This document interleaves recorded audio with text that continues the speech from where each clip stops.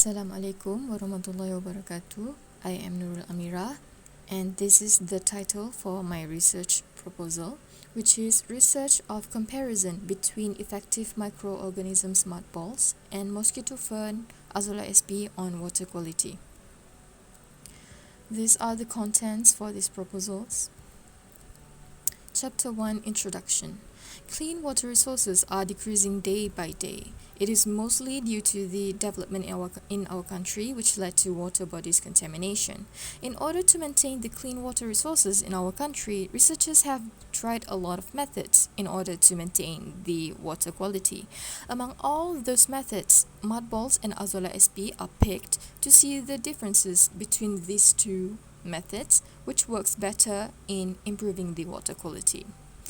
The significance of this research is we can get a result on which methods work better to improve the water quality. And by doing this research, not only we can know which method works better, we can also use it to improve the water quality of the water resources in Malaysia.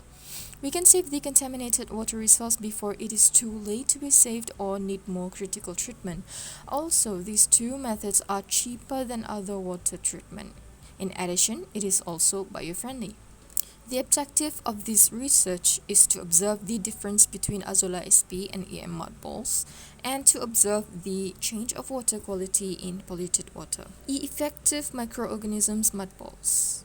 EM stands for Effective Microorganisms, is a multiculture of anaerobic and aerobic beneficial microorganisms technology introduced by Dr. Higa. EM mud balls are a mix of emas or effective microorganism activated solution with soil and bokashi clay soil. The effectiveness of EM mud balls on contaminated water have been proved in the article by Wahid and Azman. In the research, the water quality of the contaminated river treated with EM mud balls improved in a few weeks. Mosquito fern Azolla sp is an aquatic microphyte that play a significant role in maintaining water quality.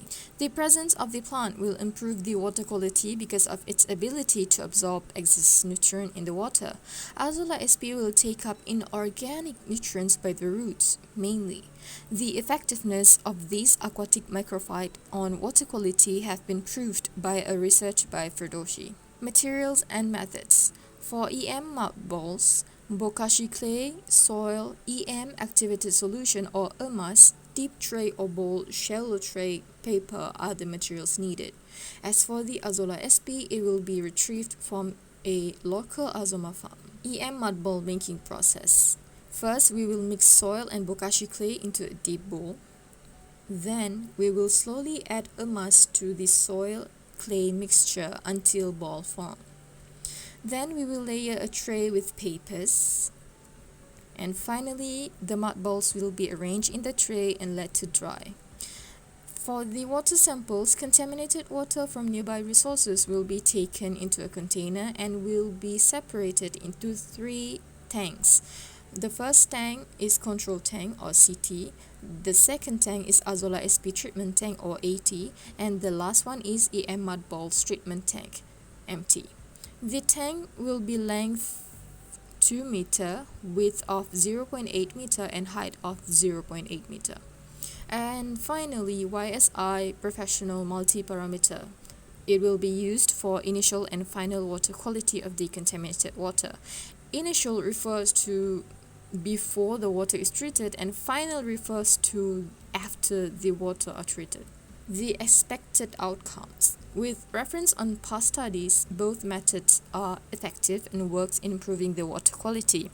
With that being said, although both works in improving the water quality between these two methods, it is expected that EM mud balls is more effective than Azolla sp. Here are the references that I have used for the research proposal.